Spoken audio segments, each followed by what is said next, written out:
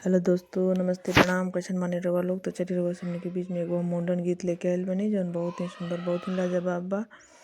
तो चलिए सुनावा जाता नहीं, सुनी लोगिन। आप प्यार दुआ साथ आशीर्वाद धर मत भूला लोगिन। और कमेंट बॉक्स में जरूर बताएं लोगिन कि गाना रउआ लोगिन के कैसन लागल।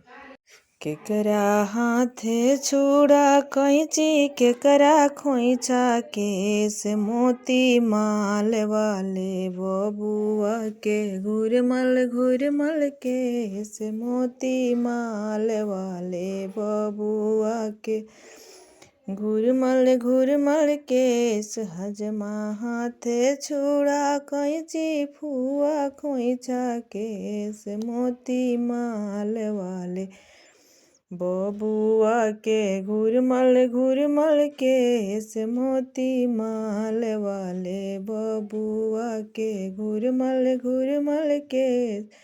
आदमा हाथे छुड़ा कैंची, दीदी खोइछा केस, मोती माल वाले बबुआ के घुरमल केस, मोती माल वाले बबुआ के घुरमल केस।